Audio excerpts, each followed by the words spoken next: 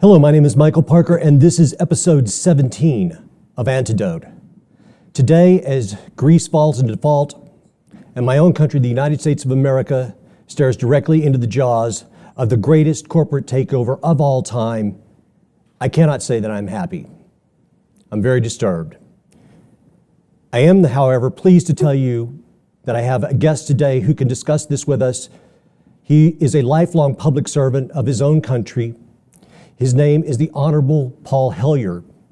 He was the Minister of National Defense in the cabinet of Prime Minister Lester B. Pearson. He oversaw the unification of the Canadian Armed Forces into a single organization, the Canadian Forces. He served as the Transport Minister and Senior Minister under Pierre Trudeau. He is currently Canada's Senior Privy Councillor. He is the author of 13 books, including his latest, The Money Mafia, A World in Crisis. I read it over the weekend, and I believe in this August, he will celebrate his 93rd birthday. Mr. Hellyer, welcome to Antidote. It's a pleasure to be there. You just added 1 year to my life, 92 in August. Oh, 92, okay. And looking forward to it. Well, we appreciate everything you've done, and even though you were a public servant in your country of Canada, I have admired your work and what you have said to the public for many years. Like yourself, I share some issues that you are interested in, which we will discuss. But one of the first things I have to talk to you about, because I just got through reading The Money Mafia, and as I said in my intro, I'm very disturbed about this Trans-Pacific Partnership. This will affect your country as well, along with Mexico and I believe 10 other countries. And last week, they passed the TPA, which was the fast track provision for this Trans-Pacific Partnership. And I don't believe that a great deal of Americans understand much about this. First of all, we have not been allowed to read it. The only way that anybody knows anything about it is that Wikileaks leaked 4 chapters. You, sir, in your book, you talk about NAFTA and free trade agreements. Can you discuss what you know about the Trans-Pacific Partnership and what lies ahead for us all? Yes, this is sort of the coup d'etat of the whole series. It started with the free trade agreement between Canada and the United States, and then went to North American Free Trade Agreement, and from there on out. And the essence of what we're talking about is that in each case, the corporations took away power from the people. The purpose of the treaties was not free trade. It was not a better life for the people of the world. It was in order to have corporations really usurp the people's power and make it impossible for people to elect individuals who could act on their behalf and then have those laws interpreted by their own courts. And then this process has just gone on, and the United States and Canada are both negotiating treaties with Europe, and then the Trans-Pacific Partnership is sort of the mother lode of them all. And as you suggest, it will be the biggest coup d'etat for corporate control of the world that the world has ever known. And to foist this kind of shackle on an unsuspecting people, and particularly without them having read it or have seen it or know what's in it or know the consequences and how grave they really are. This is a crime against humanity. It really is. It's so serious, as you say, that it just makes your blood boil. And if the people of the United States and Canada and the other countries really knew what was being done to them, I think they would be so angry they would, I don't know what they would do, but they would certainly do something to say, no, not this, never are we going to give our democratic rights up totally in favor of a system where if you want to do something for the benefit of your people and it interferes with the profits or potential, and that word is important, or potential profits of a corporation somewhere in that chain of countries, they can sue you. They can sue your country. And in effect, make it so uncomfortable that the lawmakers of your country will say, well, there's nothing we can do. We have a treaty and we have to go along, and we're not allowed to protect your rights. We're not allowed to say that you can protect your water. You're not allowed to say that fracking is out.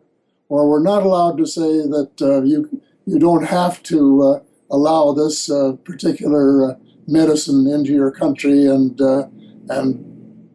have it be a prospective killer of your people, because the law, the treaty will say, on the contrary, it has to go in, you have to allow it in, and if you don't, it's going to cost you billions or more, depending on the severity of the case in mind. And believe me, if I could find some bigger or newer words to use to describe what I think it is, I would use them, but at the moment, words fail me to really express the degree of my anger and concern at what is being done. And why the Congress finally gave in to the president, I don't know. Unfortunately, the president is totally in the control of the cabal, as I call it in my book.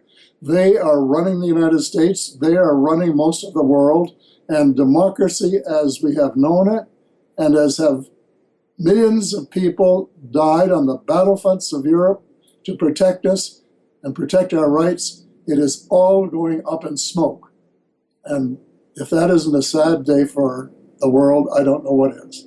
Sir, it is profound. The treachery is breathtaking. If I were an Obama supporter, I think I would be the maddest guy in the room. I mean, this is the ultimate sellout.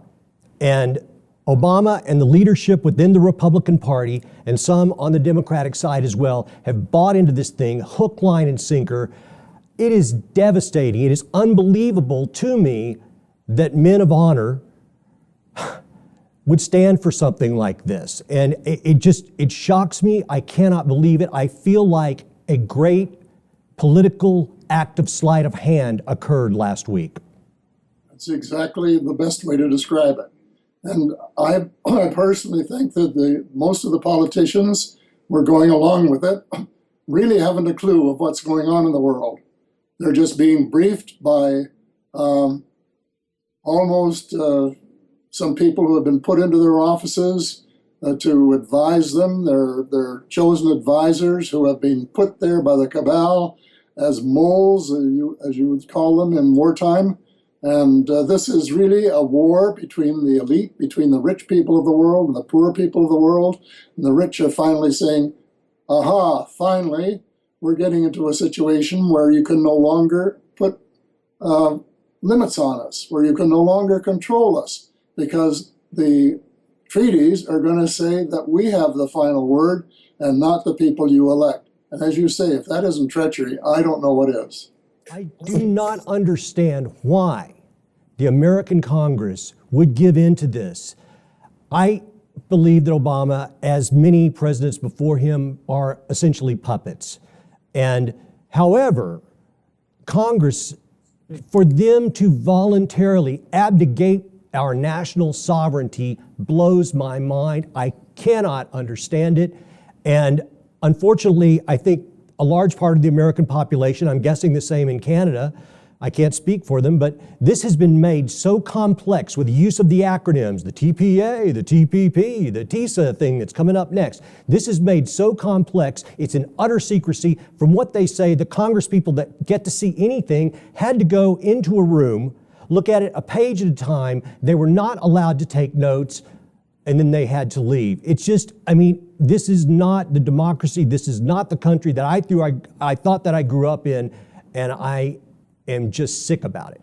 It is not the country you grew up in. It's changed almost unbelievably. And I wish I could say it was getting better, but what we're just saying now is that it's going in the wrong direction. And it is the sort of culmination of decades of planning on the part of the cabal.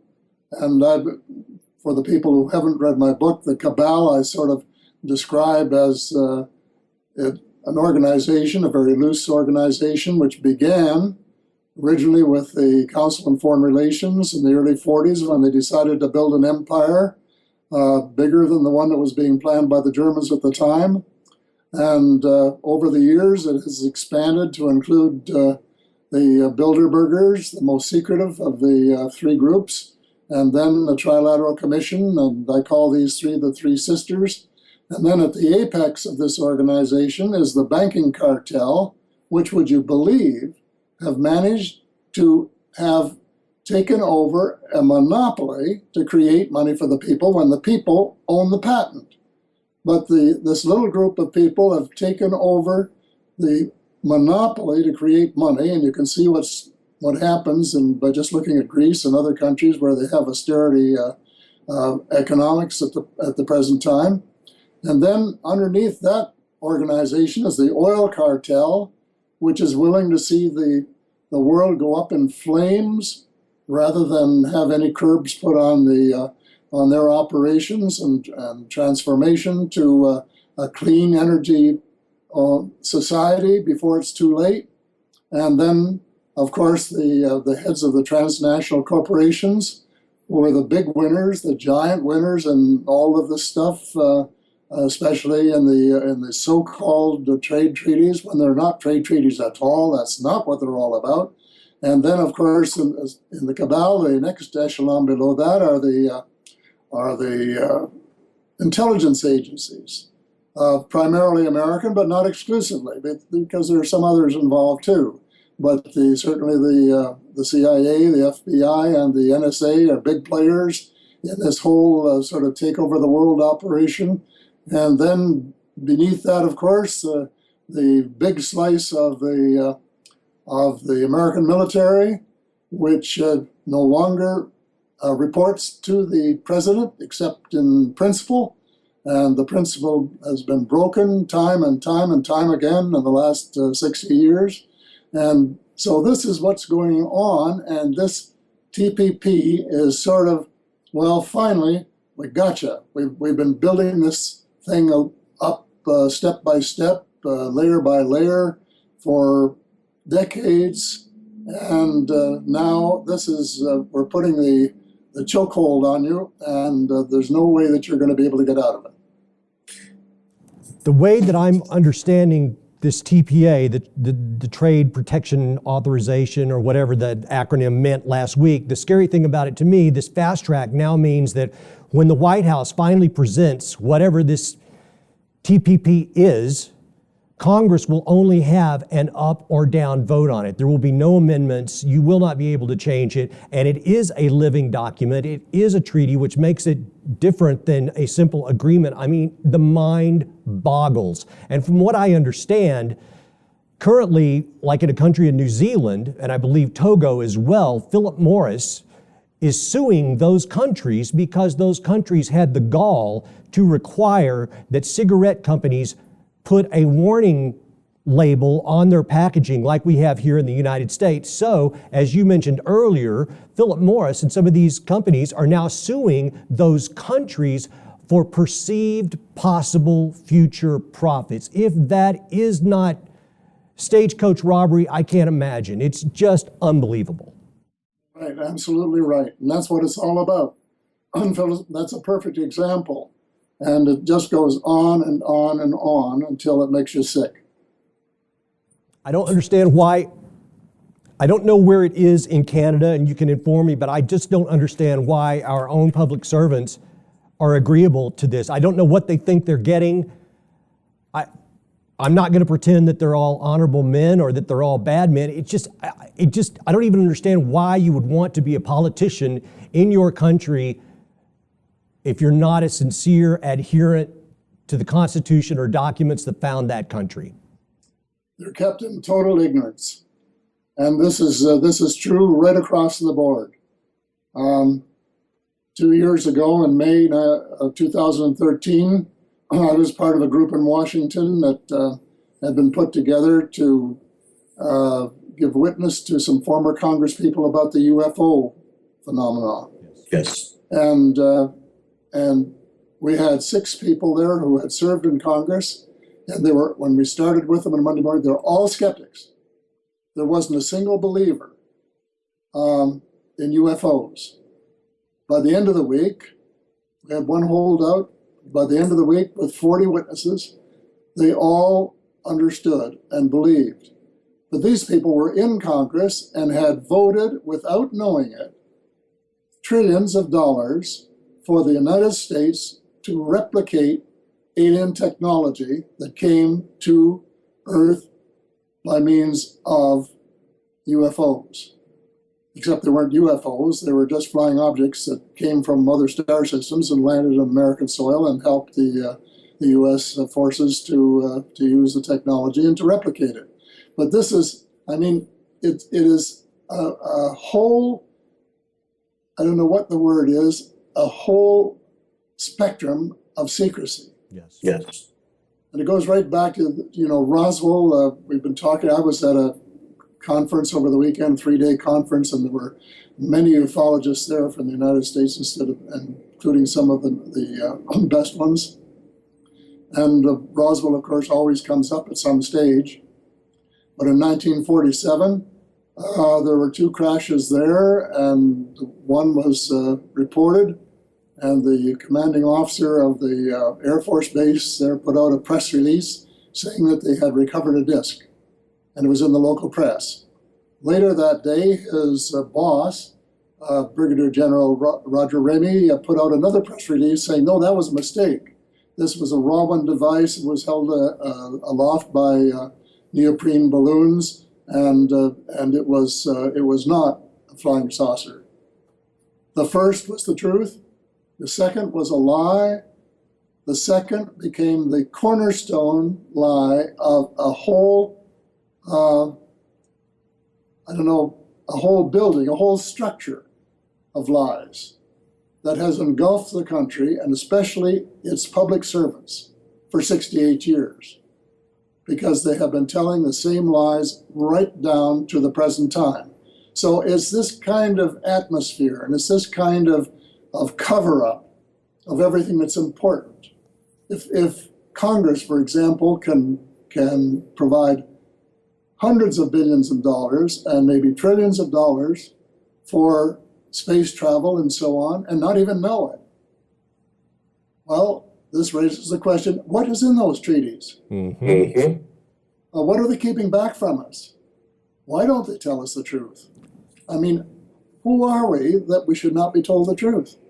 Sir, you call it, or perhaps Clinton called it in the book, you bring it up, there is a government within the government. And to many people who might be watching my show for the first time, they're like thinking, well, Michael, you're talking about things that are the realm of conspiracy theory or what have you. No, I believe this is 21st century reality, and this gentleman, Paul Hellyer, is one of the first people of his stature to be giving you the truth straight up. This is the situation that we exist in. We have what was once a great country and a great system of rule of law. It has now been compartmentalized and special interest almost to death. This amount of money that the $2.1 trillion that was said to go missing prior to 9/11, maybe that's where some of it is. It's in these black projects, and it makes me, I try not to think about it sometimes, but it's just such a burden to carry, and yet it's made where normal Americans, normal people of the world have so much on their plate already that that's the way they get it over us. They just keep you so busy paying your mortgage, keeping your kids in school, doing the right thing, that this incredible level of complexity, which is currently right now being seen in these trade agreements, it's just people don't want to offer up the bandwidth to understand it, and that's how these guys get away with it. Yes, and I don't call it conspiracy. What I call it is a business plan to take over the world. That makes sense to me. It's a business plan that's a half century or more than half a century old, of this group of very rich and very powerful people deciding we don't have to play by ordinary rules. We can, because of our power and our money, and especially the banking monopoly, we can get our own way, and we'll just change things inch by inch so that the ordinary person will not understand what we are doing. And they'll call it a conspiracy because that's a bad word. And a lot of people say, oh, that's just a conspiracy. Well, you can call it what you want. It is a battle plan on the part of a privileged group of people to say, we believe that we are entitled to run the world and that it is ours and we will be the government. It will not be a democratic government. It will not be elected. It will not be accountable. It will be, in effect, a totalitarian government. Call it fascist, if you will, because that's exactly what it will be. And we will run the world for ourselves, by ourselves, and for the benefit of ourselves. And there will be two classes, the very rich and the rest of the people who are working for, less than living wages, just slaves of a kind.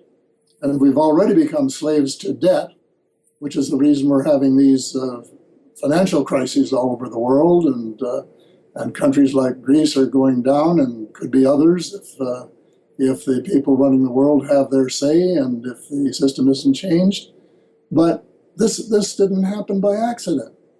The world mess was created by the people who should be doing just the opposite, with all of their privilege and all of their ability to gain the top letters in the universities and so on.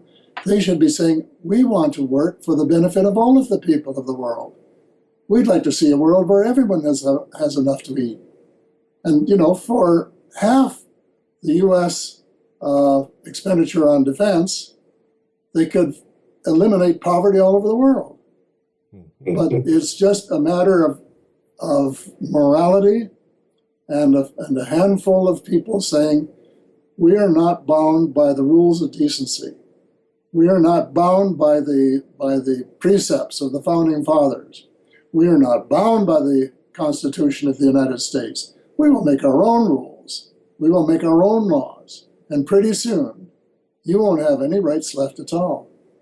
And this, of course, was one of the disappointing things resulting from 9/11, that you've set up an organization which has been taking away civil rights one at a time, and the Constitution no longer rules. And dear Magna Carta, 800 years, where you can't be held in jail without a charge being laid. All of these things that people fought and died for so long, just down the drain and smoke. A very short period of time. Absolutely.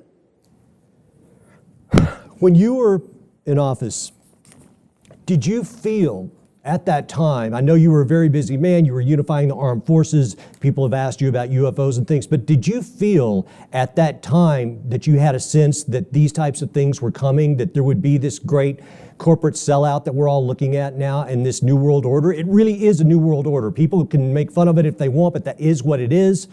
Did you have a feeling this was coming? No, not really. It started just about exactly the time I left politics, 1974. And it's been going downhill ever since. The first of the trade agreements came after I left. I opposed it vigorously. And I opposed it for the very reason that I said earlier in the show, that it took power away from the people. So if we didn't want a certain kind of, take fracking, for example. One of our provinces wants to ban fracking. More power to them. We should ban it all around the world. Agreed. But some foreign country, and I suspect that maybe it's yours, is suing them for loss of profits because they can't go ahead with the plan that they had to pump this guck into the earth and release gases that are detrimental to the health. And so you can't protect the health and welfare of your country, of your people, because somebody's going to sue you. If you do, if that impinges on their right to make money and to worship money, is the way most of us have been doing since World War II. And what's remarkable with this TPP is that this is exactly what there's going to be more of, because in these free trade agreements, what it seems like always happens is they say, oh, there's going to be more trade, people are going to have more jobs, when in fact with NAFTA, we lost at least 600,000 jobs. And usually these jobs go to underdeveloped third world countries where you can have child labor, you've got huge environmental issues that nobody pays any attention to. So, I mean, this is just win-win for the corporation and lose-lose for nation states and their people. Absolutely. It may provide some low-cost jobs, at least some low-paying jobs in other countries. But as far as the countries who are giving things up are concerned, the middle class is being eradicated. It's being decimated. And we have lost almost all of our major corporations since the Free Trade Agreement, the North American Free Trade Agreement. They have gone one by one. And with it, you lose the top jobs in accounting and law and so on. It's not just losing the tin bashing jobs, you lose a lot of the support jobs at the same time. And it was all predicted. Some of us I wrote several books on the subject. And of course, nobody paid any attention to them. It was no longer in politics, and consequently, nobody cared. But everything that is happening now was predicted by some of us 20 years ago. And right through the piece said, this is what's going on. This is the plan. New World Order. In the United States, you had a document that was prepared by the Pentagon. Took on the name as a plan for a new American century. I'll bet you not one American in 100 has read it. And if they did, they would be shocked, because it mentioned the wars in the Middle East that would be coming along the pike in order to make it possible for the military-industrial complex to rake in these huge, huge profits.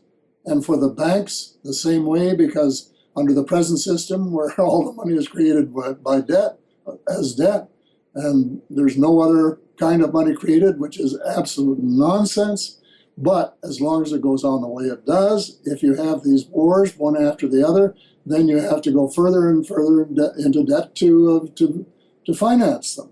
And look at what's been happening to the U.S. debt. And the Congress spends hours and hours and hours arguing about the debt ceiling and whether it should go up another trillion or so, when there shouldn't be any debt, because the people own the rights to make money. But dear old Congress, 101 years ago or whatever it was, 102 I guess now almost, gave away the right to create money, which belongs to the people.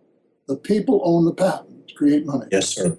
But they gave that away to a half a dozen of the richest, most ruthless, powerful men in the whole world when you set up the Federal Reserve System. And even though a few months later they realized it had been a mistake, a century later nobody's done anything about it. It's still there, and it's got to end. But it gives you an idea of how indifferent the elected representatives can be to the real problems facing their electors. And of course, sorry. one of the problems in your country, I must admit, is the election financing, where there's virtually no limit in certain areas of the rich being able to say, well, we'll put big ads in the paper and we'll undercut anybody who takes a position of principle here at the present time. Sir, you are correct. And the other problem that we have is that, listen, I know successful business people who they aren't concerned with issues like the Fed. You were discussing Jekyll Island and the creation of the Fed. I mean, this is a huge problem. And there are people, they're sitting there watching CNBC every day, and they don't think the Fed is a problem. They don't think that this private banking entity is an issue. And I don't know how we will get around that. I don't know if it will take civil unrest to undo some of these things. I see a great melee in my own country, and it makes me sad. I understand it. It's ignorance on the part of the people, and this is partly because the bankers want it that way. Right. They pay to keep it that way. They pay the editors of journals, of economic journals, to put out a bunch of junk. Yes. that would create the impression this is the only way it can work. Well, it's not working. it's the way it can't work, because even a high school student could tell you that if all money is created as debt, and it all has to be repaid, and all has to be repaid with interest, and nobody creates any money to pay off the debt or interest, it's a house of cards. It's just one great big Ponzi scheme. And the real fact, and most people have no idea, no conception of this, and that's the reason I put out this latest book, in the hope that a few people would get a copy and try and figure out how the system works. The richest people in the country, in the world, the top people in the banking system, under the present setup where they can leverage their loans 20 times their capital, what they're really doing is they're being able to buy up the assets of the world for 5 cents on a dollar.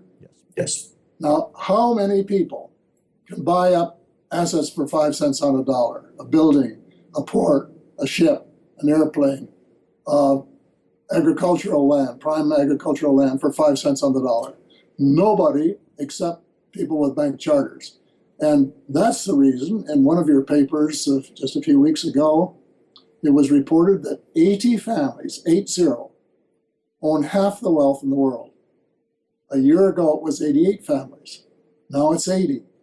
This is a clear trend under the guise of globalization, which again was put up by the richest people. This was a put-on thing.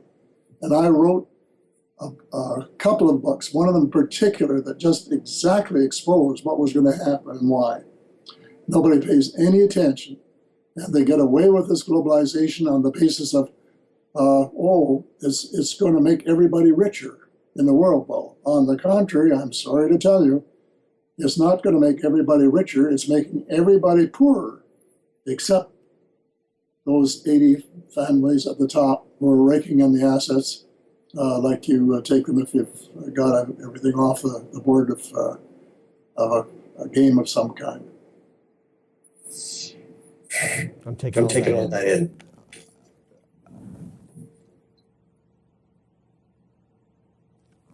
I'm almost overwhelmed by this, because the more I think about it, and one of the other things that shocks me about this TPP agreement is just the fact that we will be giving multinational corporations the right to overrule our national government and sovereignty. And if I'm the cigarette company, I do not have the right that Philip Morris has. So it's not even a level playing field on that level. You have to be part of this big club to even get those rights. So, I mean, it is a tilted game on every possible level, and you can't change it once it exists. From what I understand, there are 600 American businesses that were allowed to consult upon this agreement, this treaty, yet, our elected officials cannot look at it except, one page at a time, and we have to rely upon Wikileaks to drop 4 out of 29 chapters so that we even have any clue what it is. And then they go further to say that, I believe the next trade agreement that they're discussing, that one will remain secret for 5 years. It's just unfathomable that if in any way, any of this was actually good for us and for the country and for our economy, they would want you to know.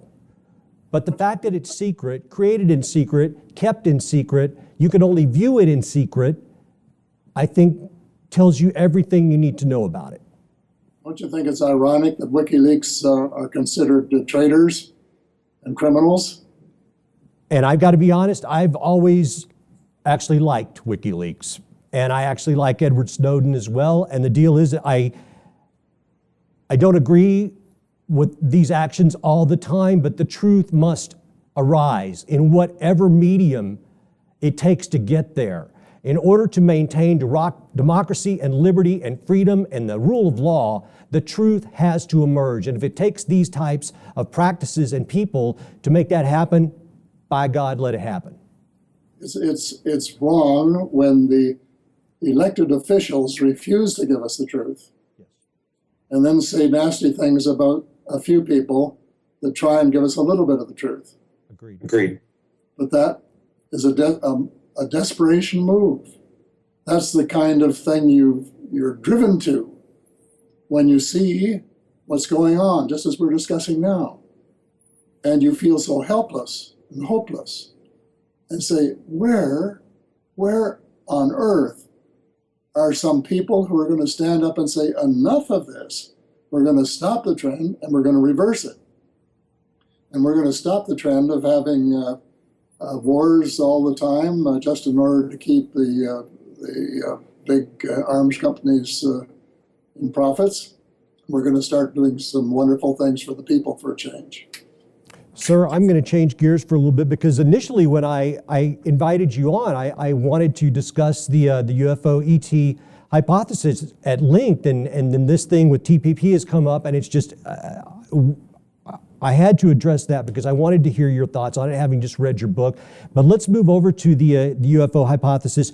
When you were Minister of Defense, you have said, you were a very busy man. I mean, your hands were full, and reports would come to you, but you did not, appreciate it on the level that you would later in life. Explain to our audience who may not follow you how you became knowledgeable on this subject and have become I would say an activist and a very requested speaker at many events having to do with disclosure.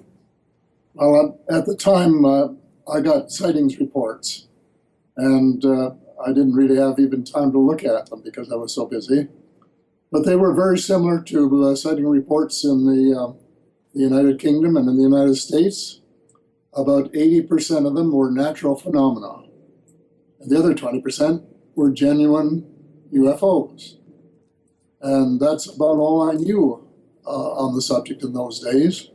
I dedicated the first flying saucer landing pad in a little town called St. Paul's, Alberta, in 1967, which was our centennial year. But that was just a fun thing for me to do for this little town where they had so many centennial projects. And I must admit, it's only in the last 10 years that I began to know what was going on and was driven to take an interest in it and to try and find out more. And that's been going on ever since. I started out 10 years ago a neophyte, and I just knew that UFOs were real.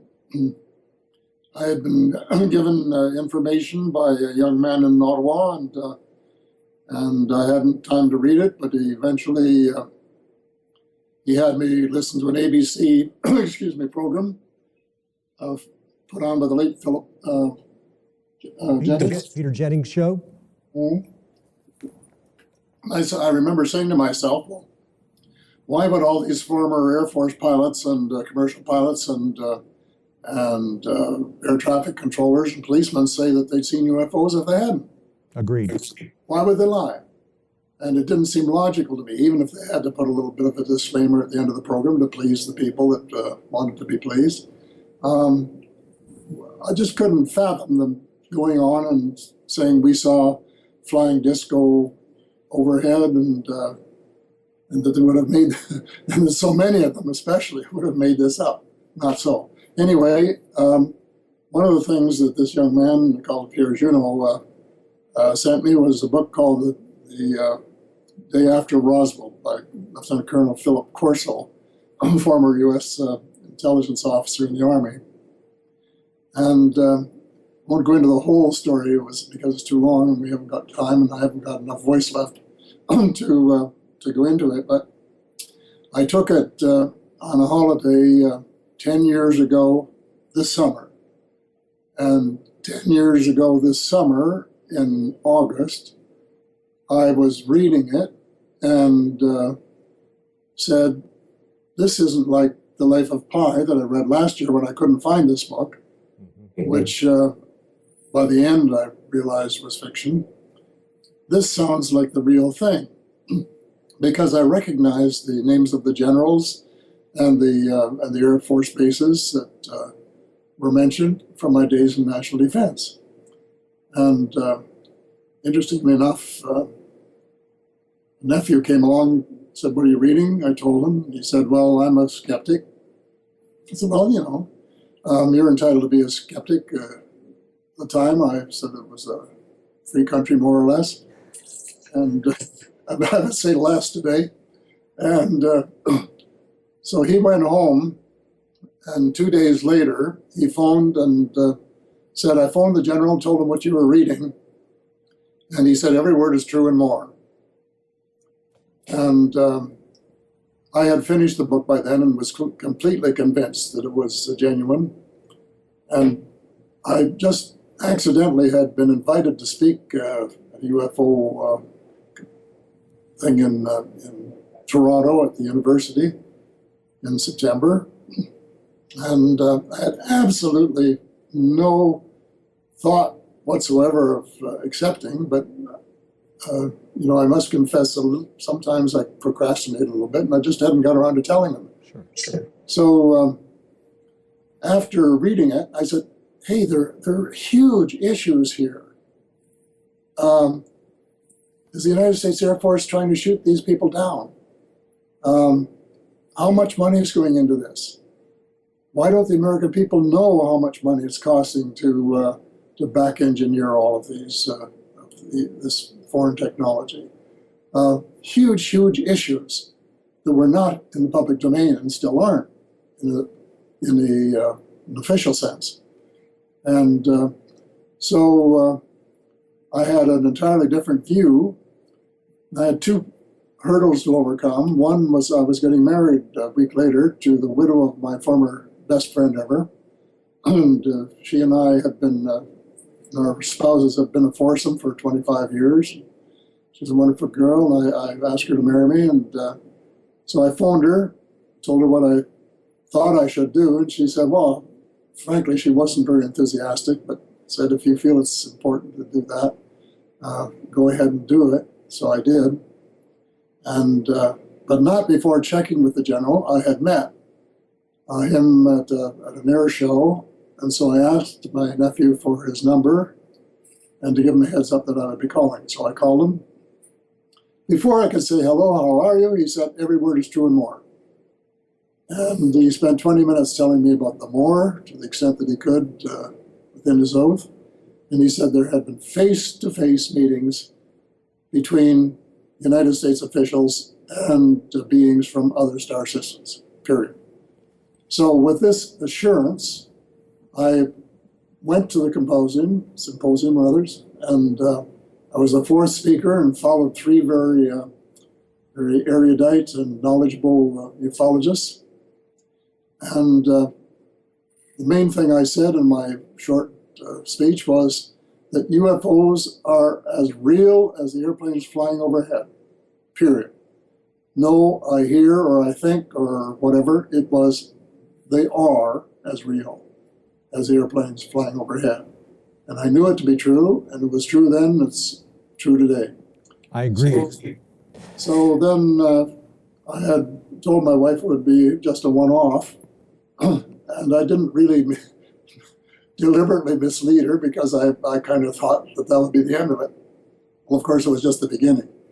And the information started coming in from all over the world, documents classified and not, and some,